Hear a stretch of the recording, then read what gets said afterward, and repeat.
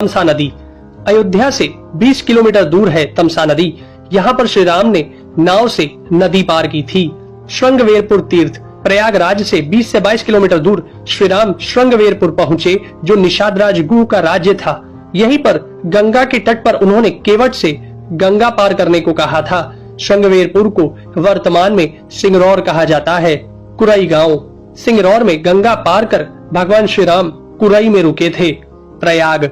कुरई से आगे चलकर श्री राम अपने भाई लक्ष्मण और पत्नी सहित प्रयाग पहुँचे थे। कुछ साल पहले तक प्रयाग को इलाहाबाद कहा जाता था।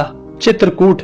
प्रभु श्री राम ने प्रयाग संगम के समीप यमुना नदी को पार किया और फिर पहुंच गए चित्रकूट। चित्रकूट वह स्थान है जहां श्री राम को मनाने के लिए भरत अपनी सेना के साथ पहुंचे थे, क्योंकि राजा दशरथ का देहांत हो चुका था। भरत ने यहां से श्री राम की चरण पादुका ले जाकर उनकी चरण पादुका रखकर राज्य किया था। सतना। चित्रकूट के पास ही सतना यानी मध्य प्रदेश में स्थित अत्रि ऋषि का आश्रम था।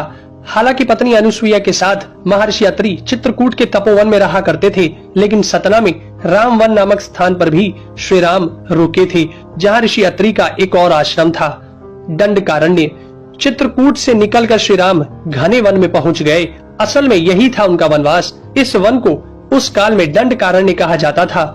मध्य प्रदेश, छत्तीसगढ़ और महाराष्ट्र के कुछ क्षेत्रों को मिलाकर दंडकारण्य था। दंडकारण्य में छत्तीसगढ़, उड़ीसा, तेलंगाना एवं आंध्र प्रदेश राज्यों के अधिकतर हिस्से शामिल थे। दरअसल उड़ीसा की महानदी के इस पास से गोदावरी तक दंडकारण्य का क्षेत्र फैला हुआ था।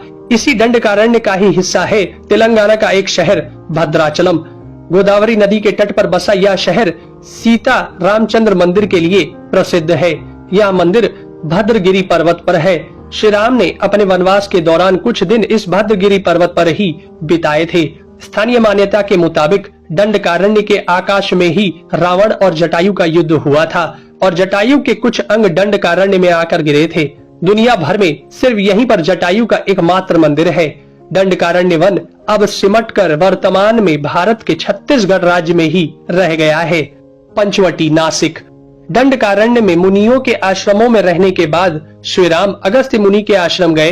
यह आश्रम नासिक के पंचवटी क्षेत्र में है, जो गोदावरी नदी के किनारे बसा है। यहीं पर लक्ष्मण ने सूर्पनखा की नाक काटी थी। श्री राम ने खरवा दूषण के साथ युद्ध किया था। गिद्धराज जटायु से श्री राम की मैत्री भी यहीं हुई थी। वाल्मीकि रामायण अरण्य कांड में पंचवटी का मनोहर वर्णन मिलता है। सर्वतीर्थ। नासिक क्षेत्र में ही सूर्पनखा की नाक कटी तथा मारीच और खरवा दूषण के वध के बाद ही रावण ने सीता का हरण किया और जटायु का भी वध किया था, जिसकी स्मृति नासिक से 56 किलोमीटर दूर ताकेड़ गांव में सर्वतीर्थ नामक स्थान पर आज भी संरक्षित है। जटायु की मृत्यु सर्वतीर्थ नाम के स्थान पर हुई, जो नासिक जिले से इगतपुरी तहसील के ताकेड़ गांव में मौजूद है। इस स्थान को सर्वतीर्थ इसलिए कहा गया क्योंकि यहीं पर मरणासन्न जटायु ने सीता माता के बारे में बताया। राम जी ने यहाँ जटायु का अंतिम संस्कार करके पिता और जटायु का श्राद्ध तर्पण किया था। पर्णशाला। पर्णशाला तेलंगाना के खम्माम जिले के भद्राचलम में स्थित है। यह रामालय से लगभग 1 घंटे की दूरी पर स्थित है। पर्णशाला को पंचशाला या पंचशाला भी कहते हैं। पर्णशाला गोदावरी नदी के तट पर स्थित है। यही वह स्थान है जहां से सीता जी का हरण हुआ था। हालांकि कुछ मानते हैं कि इस स्थान पर रावण ने अपना विमान उतारा था। इस स्थल से ही रावण ने सीता को पुष्पक विमान में बिठाया था, यानी सीता जी ने धरती यहाँ छोड़ी थी। इसी से वास्तविक हरण का स्थल यह माना जाता है। यहाँ पर राम सीता का प्राचीन मंदिर है। तुंगभद्रा। सर्वतीर्थ और पर्णशाला के बाद श्री राम लक्ष्मण सीता जी की खोज में तुंगभद्रा तथा कावेरी नदियों के क्षेत्र में पहुँच गए। तुंगभद्रा एवं कावेरी नदी क्षेत्रों के अनेक स्थलों पर वे सीता जी की खोज में गए। शबरी का आश्रम। श्री राम और लक्ष्मण सीता की खोज में तुंगभद्रा और कावेरी नदी को पार करते हुए चल दिए। जटायु और कबंध से मिलने के पश्चात वे ऋषिमुख पर्वत पहुँचे। रास्ते में वे पंपा नदी के पास शबरी आश्रम भी गए, जो आज केरल में स्थित है। पंपा तुंगभद्रा नदी का पुराना नाम है। इसी नदी के किनारे पर हम्पी बसा हुआ है। रामायण में हम्पी का उल्लेख वानर राज्य किष्किंधा की राजधानी के तौर पर किया गया है।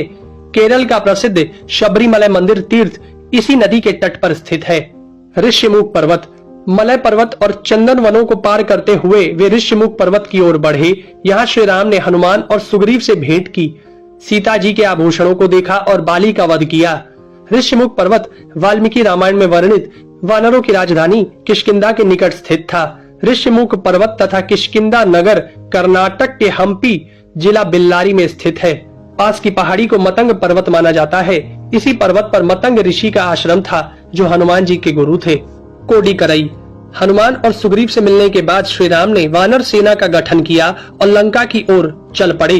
तमिलनाडु की एक लंबी तट रेखा जो लगभग 1000 किलोमीटर तक विस्तारित है, कोडिकरई समुद्र तट वेलांकनी के दक्षिण में स्थित है, जो पूर्व में बंगाल की खाड़ी और दक्षिण में पाल्क स्ट्रेट से घिरा हुआ है।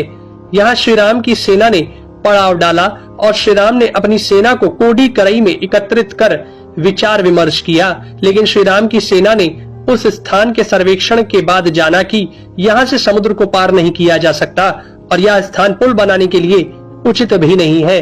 तब श्री राम की सेना ने रामेश्वरम की ओर कूच किया। रामेश्वरम समुद्र तट एक शांत समुद्र तट है और यहाँ का छिछला पानी तैरने और सन बाथिंग के लिए आदर्श है। रामेश्वरम प्रसिद्ध सनातन तीर्थ केंद्र है। भगवान श्री राम ने लंका पर चढ़ाई करने के पहले यहाँ भगवान शिव की पूजा की थी। रामेश्वरम का शिवलिंग श्री राम द्वारा स्थापित शिवलिंग है। धनुषकोडी या धनुषकोटी। 3 दिन की खोजबीन के बाद श्री राम ने रामेश्वरम के आगे समुद्र में वह स्थान ढूंढ निकाला जहाँ से आसानी से श्रीलंका पहुंचा जा सकता हो। उन्होंने नल और नील की मदद से उक्त स्थान से लंका तक का पुनर्निर्माण करने का फैसला लिया। धनुषकोडी भारत के तमिलनाडु राज्य के पूर्वी तट पर रामेश्वरम द्वीप के दक्षिणी किनारे पर स्थित एक गांव है। धनुषकोडी पनबन के दक्षिण पूर्व में स्थित है। धनुषकोडी श्रीलंका में तलेमन्नार से करीब 18 मील पश्चिम में है। इसका नाम धनुषकोडी इसलिए है कि यहाँ से श्रीलंका तक वानर सेना के माध्यम से नल और नील ने जो पुल यानी राम सेतु बनाया था, उसका आकार मार्ग धनुष के समान ही है। इन पूरे इलाकों को मन्नार समुद्री क्षेत्र के अंतर्गत माना जाता है। धनुषकोडी ही भारत और श्रीलंका के बीच एकमात्र स्थलीय सीमा है जहां समुद्र नदी की गहराई जितना है, जिसमें कहीं कहीं भूमि नजर आती है। नुवारा एलिया पर्वत श्रृंखला। वाल्मीकि रामायण के अनुसार श्रीलंका के मध्य में रावण का महल था। नुवारा एलिया पहाड़ियों से लगभग 90 किलोमीटर दूर बांद्रवेला की तरफ मध्य लंका की ऊंची पहाड़ियों के बीचों बीच सुरंगों तथा गुफाओं के भंवर जाल मिलते हैं। यहाँ ऐसे कई पुरातात्विक अवशेष मिलते हैं जिनकी कार्बन डेंटिंग से इनका काल निकाला गया है। श्रीलंका में नुवारा एलिया पहाड़ियों के आसपास स्थित रावण फॉल, रावण गुफाएं, अशोक वाटिका, खंडहर हो चुके विभीषण के महल आदि की पुरातात्विक जांच से इनके रामायण काल के होने की पुष्टि होती है। आजकल भी इन स्थानों की भौगोलिक विशेषताएं, जीव, वनस्पति तथा स्मारक आदि बिल्कुल वैसे ही हैं जैसे कि रामायण में वर्णित किए गए हैं। दोस्तों, ये सब जानने के बाद भी कुछ लोग तर्क दे ही देंगे कि प्रभु श्री राम काल्पनिक